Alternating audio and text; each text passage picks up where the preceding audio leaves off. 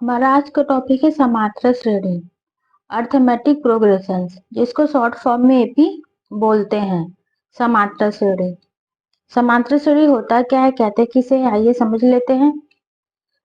ऐसी श्रेणी जिसमें हर अगला पद निकालने के लिए पिछले पद में एक निश्चित संख्या जोड़ा जाता है। उस निश्चित पद को जो कि पिछले पद में जोड़ा जाता है उसे हम सार्वधातुक डी बोलते हैं। एक बार और देख लेते हैं। ऐसी श्रेणी जिसमें हर अगला पद निकालने के लिए पिछले पद में एक निश्चित संख्या जोड़ी जाती है उसे हम समांतर श्रेणी कहते हैं। ठीक है, उस निश्चित पद जो कि हम पिछले पद में जोड़ते हैं उसे हम सार्वधातुक डी बोलते हैं। ठीक है, यह है इसकी डेफिनेशन। समांतर श्रेणी किसे कहते हैं और सार्वधातुक डी क्या होता है। जैसे कि मान लीजिए ये मेरे पास श्रेणी है 2 4 6 8 10। ठीक है, हमने बोला कि एक निश्चित संख्या पिछले पद में जोड़ा जाता है, तो एक निश्चित संख्या यानी हम 2 में 2 जोड़ रहे हैं तो 4 हो रहा है, 4 में 2 जोड़ रहे हैं तो 6 हो रहा है, और 6 में 2 जोड़ रहे हैं तो 8 भी जोड़ रहे हैं। आइए फिर से देख लेते हैं। हमने बताया कि उस निश्चित संख्या को सार्वधातुक बोलते हैं। ठीक है, वह निश्चित पद या वह निश्चित संख्या जो कि पिछले पद में जोड़ा जाता है। ठीक है, 2 में 2 जोड़ रहे हैं तो 4 आ रहा है, 4 में 2 जोड़ रहे हैं 6 आ रहा है, 6 में 2 जोड़ रहे हैं 8 आ रहा है, और 8 में 2 जोड़ रहे हैं 10 आ रहा है। ठीक है, वह निश्चित संख्या, वह निश्चित प्लस क्या है, 2 है। ठीक है, तो हमारा सार्वधातुक क्या हो जाएगा, +2। इतना आया समझ में, हमारा सार्वधातुक हो गया +2। तो वह निश्चित संख्या, वह निश्चित अंक है जो हम पिछले पद में जोड़ते हैं अगला पद निकालने के लिए, वह सार्वधातुक डी कहलाता है। ठीक है, तो जो समांतर श्रेणी होती है उसका व्यापक रूप होता है। आइए देखते हैं। माना हमने प्रथम पद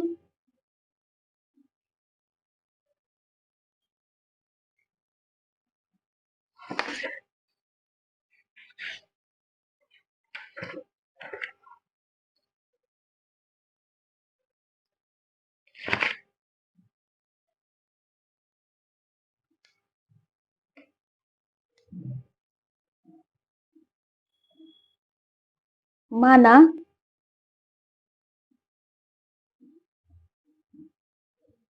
प्रथम पद ए है,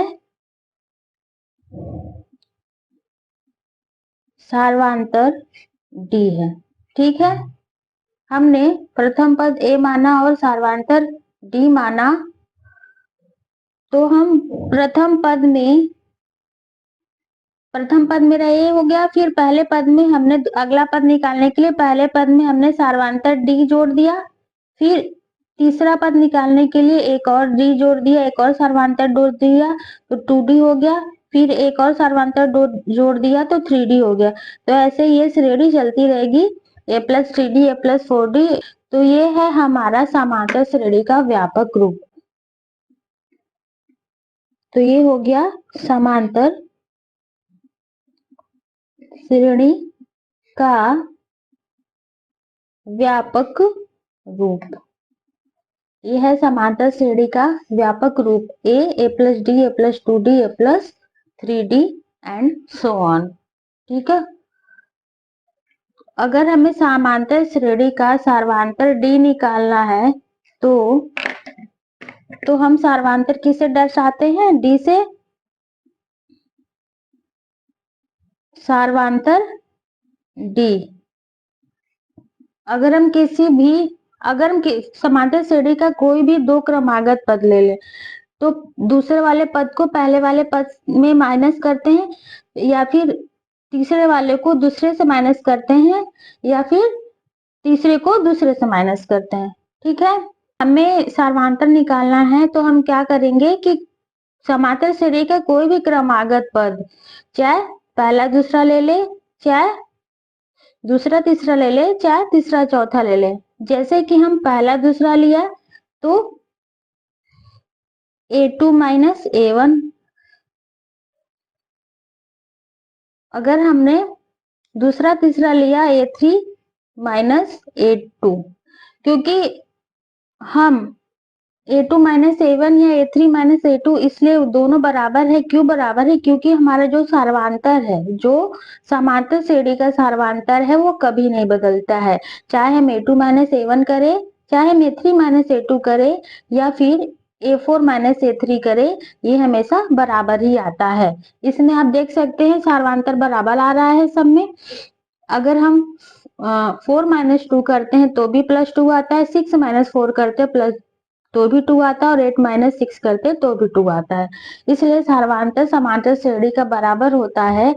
इसलिए हम किसी भी पद को हम घटा, बस इतना याद रखना है कि पिछले वाले पद को पहले वाले पद से घटाना है। ठीक है, तो ये मेरा हो गया समांतर श्रेणी का सार्वधातर कैसे निकालेंगे, समांतर श्रेणी का सार्वधातर। ठीक है, एक श्रेणी है 8 6 4 2, इसका हमें सार्वधातर निकालना है। इसका सार्वधातर क्या होगा, तो आइए देखते हैं कैसे निकालते हैं। ठीक है, तो हमने बताया कि पिछले पद में से पहले पद को माइनस कर देंगे, पिछले पद में से पहले पद को माइनस कर देंगे तो मेरा सार्वधातर निकल जाएगा। तो सार्वधातर D बराबर हो जाएगा 6 माइनस 8।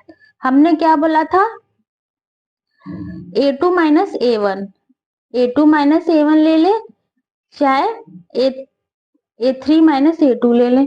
ठीक है, A3 माइनस A2 ले लें तो दोनों बराबर आएगा। तो हमने A2 माइनस A1 लिया, यानी A2 यानी 6 और A1 यानी 8, तो 6 माइनस आ गया -2, तो -2 हमारा आ गया सार्वधातर D। तो हमारा यहाँ पे सार्वधातर D क्या है, निगेटिव आया है। तो इससे क्या क्या निकलता है, इससे क्या समझ में आता है कि जो सार्वधातर है, जो सार्वधातर है वो धनात्मक यानी प्लस का भी हो सकता है, जो सार्वधातर है धनात्मक भी हो सकता है यानी प्लस भी हो सकता है, ऋणात्मक निगेटिव भी हो सकता है, और शून्य यानी 0 भी हो सकता है। आपका सार्वधातर धनात्मक भी हो सकता है, प्लस भी हो सकता है, माइनस भी हो सकता है, और 0 भी हो सकता है। ठीक है, क्योंकि हमारे यहाँ पे जो समांतर श्रेणी का जो सार्वधातर है वो -2 आया है। ये -2 मेरा निगेटिव है, यानी सार्वधातर मेरा निगेटिव भी हो सकता है। और इसमें देखिए सार्वधातर मेरा +2 है, सार्वधातर मेरा +2 है, यानी सार्वधातर मेरा धनात्मक भी हो सकता है। ठीक है, और सार्वधातर मेरा 0 भी हो सकता है। तो 0 कैसे होगा, आइए देखते हैं। सपोज हमारे पास 3 3 3 3 एक कोई समांतर श्रेणी है, ये मेरा समांतर श्रेणी है। ठीक है, अगर हम इसका सार्वधातर निकालेंगे, दूसरे पद में से पहले पद को माइनस कर देंगे, दूसरे पद में से पहले पद को माइनस करेंगे तो मेरा होगा 3 माइनस 3, तो मेरा क्या हो गया, सार्वधातर क्या हो गया, 0 आ गया, यानी मेरा सार्वधातर आया 0। तो यानी सार्वधातर 0 भी हो सकता है, सार्वधातर प्लस भी हो सकता है, और सार्वधातर माइनस भी हो सकता है। ठीक है, इतना समझ में आया। अब आगे हम बढ़ते हैं। किसी भी समांतर श्रेणी का nवां पद निकालने का फॉर्मूला होता है an = a + n - 1 × d, जहां an nवां पद होता है, a प्रथम पद होता है, n पदों की संख्या होती है, और d सार्वधातर होता है। इसे एक क्वेश्चन से समझते हैं। हमारा क्वेश्चन है समांतर श्रेणी 2 4 6 8 का 10वां पद ज्ञात कीजिए। इसका 10वां पद क्या होगा, तो सॉल्व करते हैं। तो सबसे पहले प्रथम पद यानी a 2 हो गया, n यानी पदों की संख्या 10 है, n की वैल्यू हो गई 10, और सार्वधातर d हम कैसे निकालते हैं, A2 माइनस A1, मतलब दूसरे पद को पहले पद में से माइनस कर देते हैं, यानी दूसरा पद माइनस पहला पद। 4 माइनस दूसरा पद मेरा 4 है, माइनस पहला पद 2 है, तो मेरा सर्वांतर आ गया 2। ठीक है, सर्वांतर क्या आ गया? 2 आ गया। तो हमें कौन सा पद ज्ञात करना है? 10वां पद में 10वां पद निकालना है। तो फॉर्मूला होता है a n equal to a plus n minus 1 into d. A n equal to a plus n minus 1 into d. A n यानी A10 निकालना है, यानी 10वां पद निकालना है। एनवां पद की जगह हमें क्या निकालना है? 10वां पद निकालना है। प्रथम पद 2 है तो 2 लिख लिए, प्लस पदों की संख्या n 10 है, माइनस 1 इंटू सर्वांतर d है। ठीक है, अब इसको सॉल्व कर लेंगे तो हो जाएगा 2 प्लस 10 माइनस 1 9 इंटू 2। तो 10वां पद आ जाएगा 2 प्लस 18, 10वां पद इक्वल टू 20। तो 10वां पद क्या आ गया? 20। ये आंसर हो गया। तो 2 4 6 8 का 10वां पद क्या होगा? 20 होगा।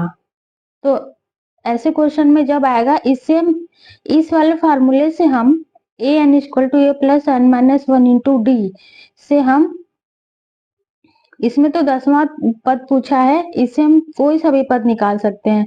10वां पद, 20वां पद, तीसरा पद, 100वां पद, चाहे कोई भी पद दिया रहे, बस हम इस फार्मूले में उसका मान रख देंगे तो मेरा कोई सा भी पद आ जाएगा। ठीक है, इसमें 10वां पद पूछा था, तो प्रथम पद का मान है 2 और पदों की संख्या 10 है, और सर्वांतर दूसरे पद को पहले पद से माइनस कर दिया तो आ गया 2, सर्वांतर मेरा 2 आ गया। तो हमने इस फॉर्मूले में रख दिया a n equal to a plus n minus 1 into d, तो मेरा 10वां पद आ गया 20। ठीक है।